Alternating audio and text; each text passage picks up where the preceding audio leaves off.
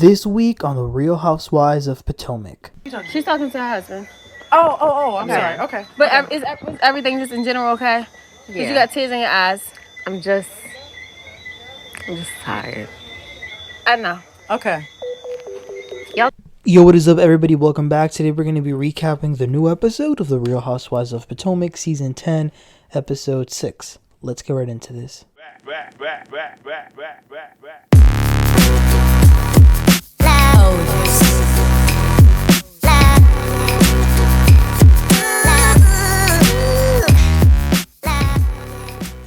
Wow, we're 6 episodes in already. Okay. So, this was a good episode. It was alright. I'm really excited for next week's episode. Unfortunately, I'm probably not going to be able to recap next week's episode because, God willing, a week from today, I will be in Vegas, Nevada at BravoCon. I'm super excited. I got the 3-day general admission, so I will be there all weekend long for the Friday, Saturday, and Sunday events. So that's where I will be. It's going to be super exciting. I'm also going to 2 live tapings of Watch What Happens Live. That'll be on Saturday. And we just got informed that Karen Huger is going to BravoCon. So it's going to be my mission to try and find her. I'm going to try and find Karen. And I'm going to try and film little bits of the weekend. And I'll definitely post them on YouTube so y'all can take a look at what was going on at BravoCon. But anywho, let's get right into this. So we pick up with this dinner. So Kay and Jazzy were going at it. We learned from Jazzy in her confessional that Kay was talking bad about Wendy to her a while ago. They decided to table it. They're gonna sleep on it. So then Gizelle says that tomorrow is going to be their last day, so they need to have a good time tomorrow. Then the owner of the restaurant, Mr. Sunshine, brought them some shots, and Gizelle, in all Gizelle fashion, she's going to hand them out to each of them with a name. Each shot will have a name. So for Ashley's, she says it's Duchess Darby. Okay. Tia's is the stylist. Jazzy is the bride and stepmama. And Stacey is given an empty one because Gizelle keeps with this no name theme. Like, she keeps on with the theme that she doesn't know who Stacey is. She's just gonna leave it blank. Angel's is chin checked. Okay. And then Kay's is Gizelle hater ? So the reason Giselle's saying this is because she's confused. Gizelle heard around the grapevine that Kay and Wendy recently had a conversation, which we saw a few episodes ago. Do y'all remember when Wendy and Kay were going in on it, and then Kay said, "You don't even like her," and then Wendy said, "You don't even like her." Well, they were talking about Gizelle.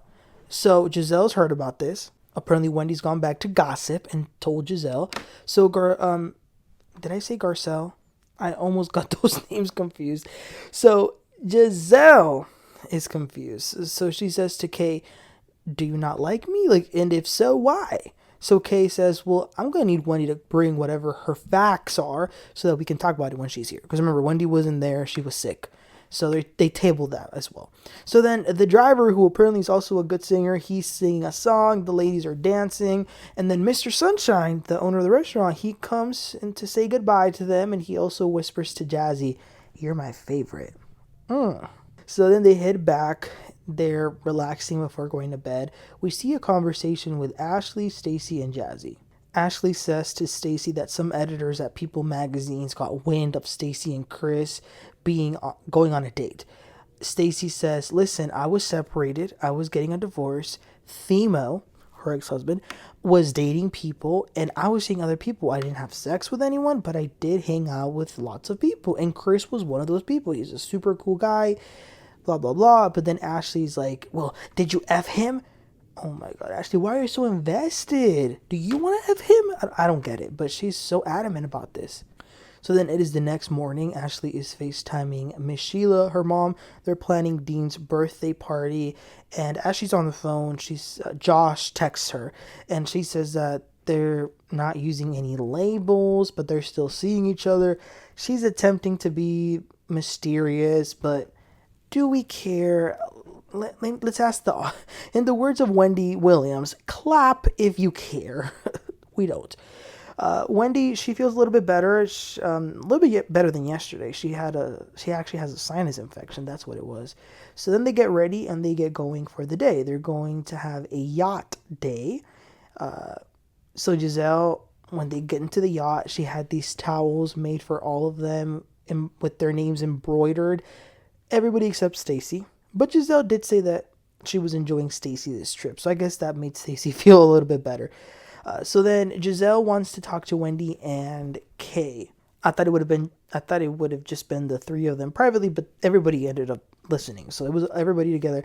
So Gizelle says to Wendy, last night I asked Kei if she was a Gizelle hater. I wanted to know if she did hate me or not, and if she did, then why. But she told me to wait for you. So now that you're here, what's going on? So then Kei says, well, before she says anything, I never said that I hated you, Gizelle. But I guess the issue was, do y'all remember back when Kei got her butt beat up by Deborah? Y'all remember that? So Kei had expressed to Wendy some disappointment because Gizelle had not checked up on her at all. And this topic was already touched upon in the season 8 reunion, so I don't even know why this is being brought up again. But Gizelle gives the same explanation to Kei that she gave at the reunion. I do remember her saying this. Y'all gotta remember that it was Gizelle and Ashley's event, but when that fight happened between Deborah and Keiarna, Gizelle wasn't there. She had already left. She needed to take a flight because her dad, Mr. Curtis Graves, had a brain tumor and died shortly after. So Gizelle has to explain this to Kei again, and she says, you had to go to the plastic surgeon after that fight, but I had to go to be with my dad. So Giselle's point is that Kei was the furthest thing in her mind at that time, because it really was the hardest time of her life. So that's understandable. Gizelle says, you must be a high maintenance friend if you expected me to call you. So then Kei says, I guess I am. And then Wendy's like, yes, she is. So then Wendy and Kei start going in on each other. But this time, the way Wendy and Kei were coming at each other was very much more vicious than the other times. Because the other times it kind of seemed a little bit like surface. But here on this yacht, when they were coming, it looked a little bit more serious. I thought Tia did a really good job of sort of being the middleman or mediator between Gizelle and Kei by showing both of them empathy and how she acknowledges that both of those things were horrible, that they were happening, but they were happening at the same time. So she kind of helps them. So Gizelle and Kei, they're able to move on because they've addressed it. But it's not lost on me that Wendy is the one who brought this up to Gizelle. It's been 2 years since then. So Wendy trying to cause some issues with Kei and Gizelle. But at the same time, the way Kei was expressing herself, it also sounded like she had some unresolved feelings about that whole thing. Anyway, so then some of the ladies go into the water. They have some fun. Then they get changed for dinner. And they make a stop at a place where they're going to be eating their dinner. The scenery was just beautiful. The ocean. Awesome. So they're at the dinner table now, about to have dinner. And they're talking to Jassy about her wedding. She says that she's living in the moment. She's super excited. Now, Stacey had been asked to be a bridesmaid, which Stacey had to decline because her cannabis business launch is happening at the same time as Jassy's wedding. So she says that she's totally excited, though, and she's going to be there and everything. Now, in her confessional, Gizelle sort of breaks the fourth wall and says that, in her opinion, because none of them knew if Jazzy was going to be returning to the show, Stacey didn't really care too much about the wedding because she didn't know if Jazzy would return. But now that they know Jazzy is on the show, all of a sudden Stacey wants to act interested. Now that's what Gizelle says. We don't know if that's true or not, but we just have to point it out. So then Tia sort of has a bone to pick with Jazzy. So she brings up that yesterday at dinner, Jazzy sort of came at her. She said to Tia, you filter your pictures way too much. So Tia says to Jazzy, after the dinner, I went on your page and I feel like your filters are just as filtered as mine are. And then Jazzy says, no, they're not. Like, a lot of pictures in my Instagram aren't even filtered. And Tia says, well, honestly, I was just trying to diffuse the whole fire with the filtering and Angel and everything, but you seem to bring it back up. Jazzy then says, let me tell you something, Tia. And then Jazzy sounded very mad. She even like grabbed a fork and was like pointing it at Tia. She says, you want to come into this group pretending that you don't know what's going on, but you are the same person who came up to me and said in a very giggly type of way, oh, the owner of the restaurant really likes you. 14 days before my wedding! You are wrong! Don't play with me, Tia, because if you want to, I will. And then Tia's like, ew, you have anger issues. Tia then explains that after that exchange by the whole filter, they all took a picture with Mr. Sunshine, the owner of the restaurant. And he wanted Jazzy to stand next to him in the picture. And Angel can attest. She says, yeah, and it's true. Tia was worried about you feeling offended. And Tia says, yes. And I said to Jazzy after that, you need to tell Darius that he might have some competition. Ha ha ha. That's where Jazzy went off. But Tia was clearly joking. It was a joke. So now here at the dinner table, Jazzy says to Tia, well, it's not a joke. My man doesn't have any competition. You don't go up to somebody and say that the owner is fond of you. And then Keiarna is like, that was tongue-in-cheek. And then she says that Mr. Sunshine has 2 teeth and 2 dreads. So they know that he's not competition for Darius. And by the way, he's like an old man. Listen, I like Jazzy, but I'm starting to remember why she disappeared last season. She's interesting at first, but once you start to get more of her, she becomes kind of weird and thirsty. Like, why are you screaming about this to Tia? And I don't know, it seems like it felt like she's really overcompensating for this wonderful relationship that she claims to have. Maybe it is because he stepped out on her and had these kids on the side. I don't know, but the reaction was way too much for that. It was a lot. Like, don't come for Tia that way. Tia says, I did not mean to offend you or your marriage or your fiance, so I'm sorry. But I do have to say I'm very offended by you mocking my accent.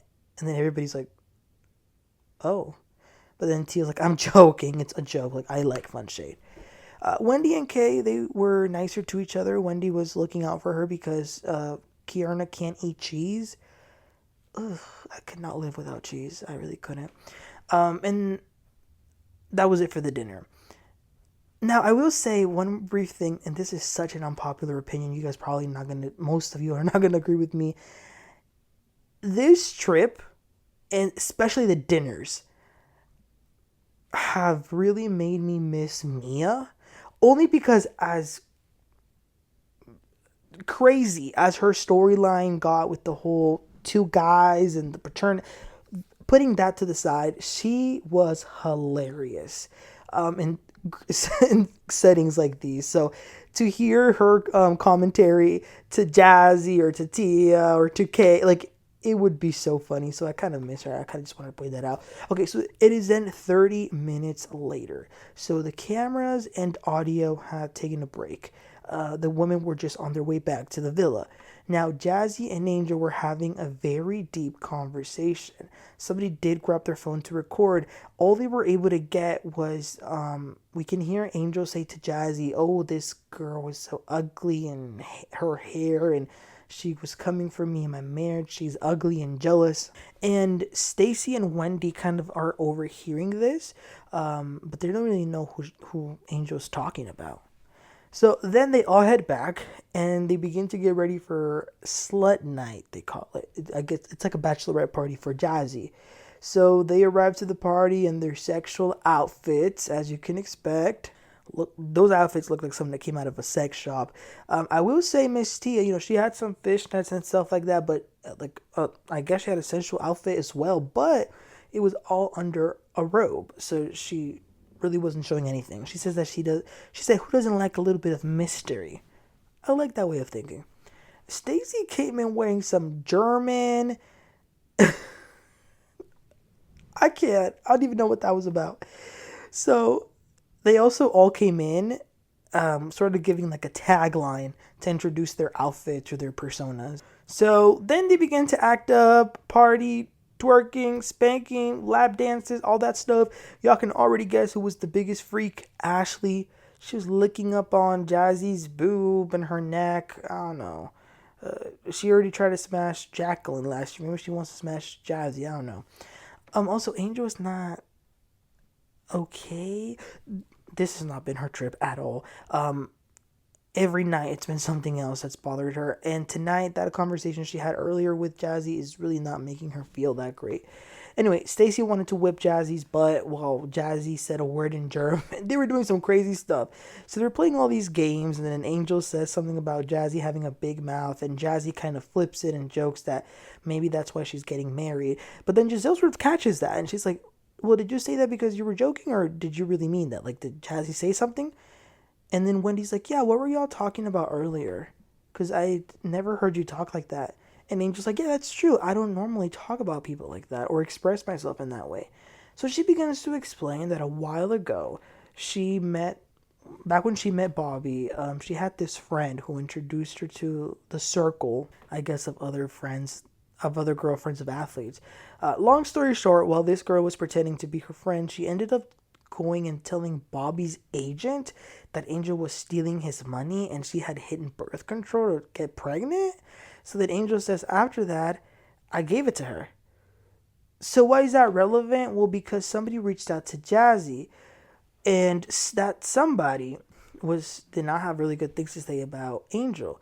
They were saying that they had seen the way Angel was very mean and nasty to a certain person. So it sounds like whoever this person Jazzy knows, who they're talking about, who they saw Angel treat badly, is this former friend. That's what it kind of sounded like, because it was a little bit confusing, but that's what it sounds like.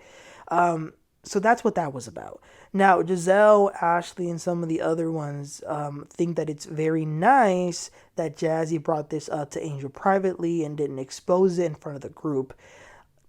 They say, you're not mad at Jazzy, right?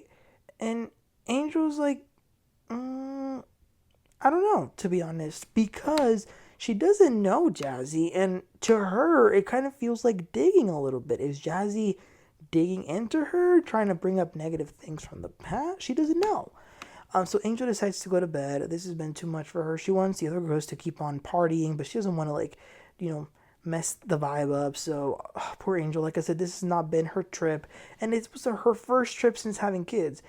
So Angel leaves and calls her husband, and she says, I just needed to hear your voice.